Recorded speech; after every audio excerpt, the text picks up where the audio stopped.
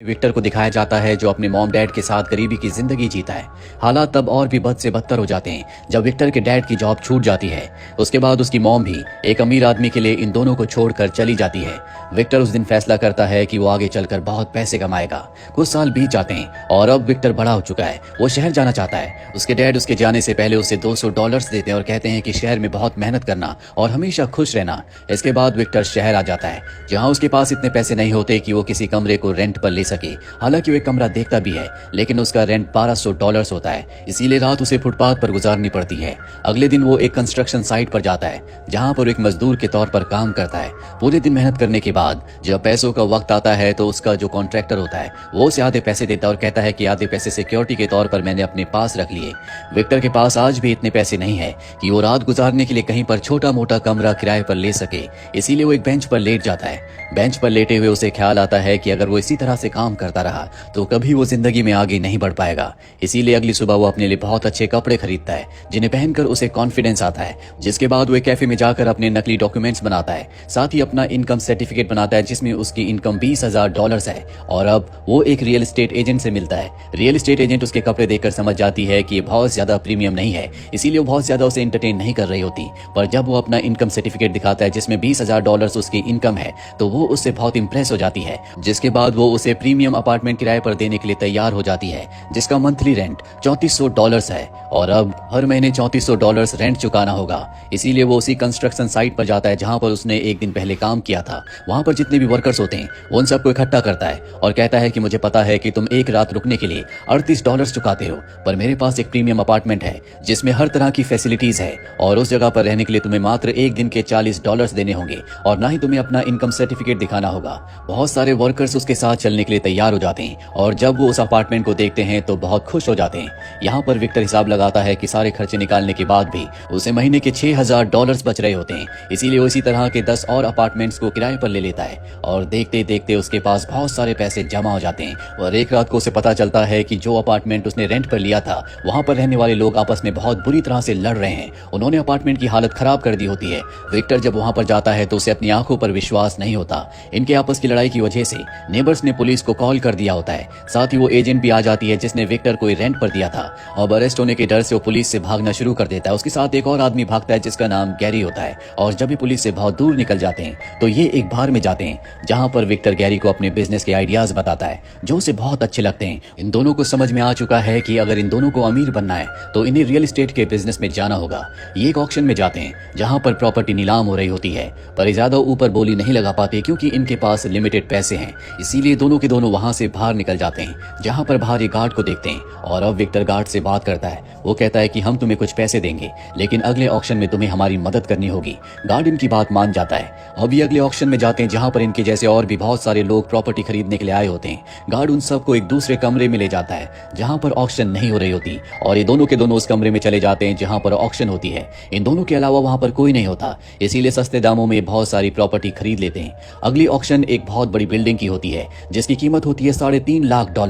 इतने पैसे इनके पास नहीं है लेकिन फिर भी विक्टर बिडिंग करता है और $3.5 लाख में उस 20 फ्लोर की बिल्डिंग को खरीद लेता है। 7 दिनों में इन्हें पैसे चुकाने होंगे वरना इनके हाथ से बिल्डिंग जाने के साथ साथ इनके ऊपर बहुत बड़ा फाइन भी लगेगा।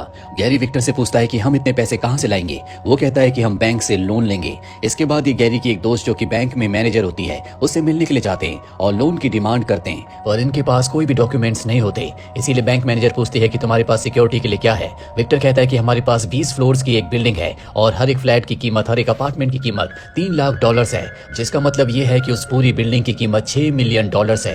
हालांकि ये सच नहीं होता, उन फ्लैट्स की, उन अपार्टमेंट्स की इतनी कीमत नहीं होती। बैंक मैनेजर जिसका नाम निकोल है वो इनकी बातों में आ जाती है। उसे लगता है कि अगर उसने इतना बड़ा लोन पास किया तो उसे भी प्रमोशन मिलेगा, इसीलिए वो इन्हें लोन दिलवा देती है। इसके बाद विक्टर गैरी के एक दोस्त की मदद से कुछ ऐसे लोगों के नंबर्स निकलवाता है जिन्हें प्रॉपर्टी में इन्वेस्ट करना होता है या जिन लोगों को प्रॉपर्टी खरीदनी है। इसीलिए उन सब क्लाइंट्स को अपनी प्रॉपर्टी पर बुलाते हैं, लेकिन उससे पहले ये खुद उस प्रॉपर्टी को देखने जाते हैं। जब ये अंदर जाते हैं तो इन्हें पता चलता है कि बिल्डिंग की हालत बहुत ज्यादा खराब है। अगर ये किसी क्लाइंट को इस बिल्डिंग को दिखाएंगे तो वो कभी यहाँ पर पैसों को इन्वेस्ट नहीं करेंगे।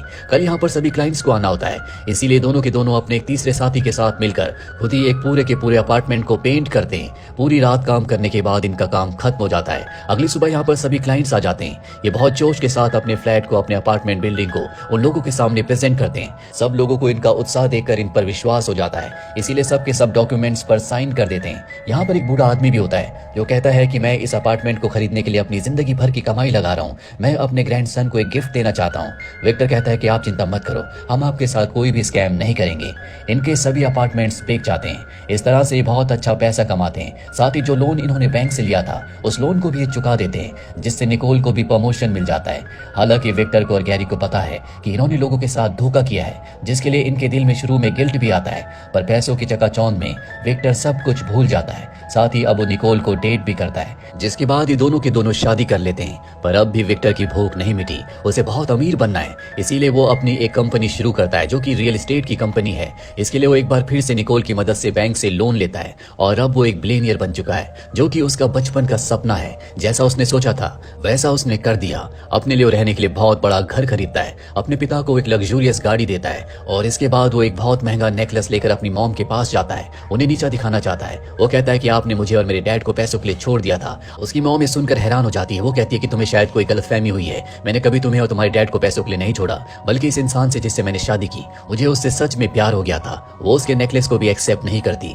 सच्चाई जानने के बाद विक्टर को बहुत दुख होता है। दरअसल आज तक उसने जो भी पैसे कमाए थे वो अपनी मॉम को नीचा दिखाने के लिए कमाए थे, और जो भी उसका परसेप्शन था वो पूरा का पूरा गलत था। इसीलिए वो बहुत ज्यादा फ्रस्ट्रेट हो जाता है और ये भी तय करता है कि अब वो जितना पैसा उसके पास है उससे कई गुना ज्यादा पैसे और कमाएगा। इसीलिए वो एक इंश्योरेंस कंपनी को खोलता है, जिसके लिए बहुत सारे एम्प्लॉयज को हायर करता है। साथ ही अब वो अपनी फैमिली प्लानिंग भी करना चाहता है। जो नेकलेस उसने अपनी मॉम के लिए लिया था, जो कि बेशकीमती है, वो अपनी वाइफ निकोल को दे देता है। जब गैरी को बात पता चलती है तो गैरी कहता है कि तुम्हें ऐसा नहीं करना चाहिए था। निकोल मेरी बचपन की दोस्त है, वो मनी माइंडेड है, पैसा ही उसके लिए सब कुछ है, और वो गैरी की बात नहीं मानता। वो निकोल से सच्चा प्यार करता है। कुछ साल इसी तरह से बीत जाते हैं। विक्टर की जिंदगी में सब कुछ अच्छा चल रहा होता है, उसने बहुत सारे पैसे बना लिए हैं। और एक दिन जब वो गैरी के साथ अपने ऑफिस में गेम खेल रहा होता है, तभी उसकी फाइनेंशियल एडवाइजर वहां पर आती है और बताती है कि हमारी कंपनी के जो अकाउंट्स हैं वो टैक्स अथॉरिटी के पास गए हैं। उनके मुताबिक हमने $1 मिलियन के टैक्स नहीं भरे, जल्दी हमें वो टैक्स भरने होंगे, वरना हमारी कंपनी के ऊपर बड़े बड़े लीगल एक्शंस लिए जाएंगे। ये बात सुनकर विक्टर और गैरी दोनों के दोनों परेशान हो जाते हैं। दरअसल विक्टर ने जितने भी पैसे कमाए थे वो सब पैसे उसने घर खरीदने में और महंगी महंगी गाड़ियां खरीदने में लगा दिए थे। इसीलिए भागकर वो अपने घर जाता है, जहां पर उसकी वाइफ निकोल उसके बच्चे के साथ होती है। वो निकोल से कहता है कि जो नेकलेस मैंने तुम्हें दिया था वो कहां पर है।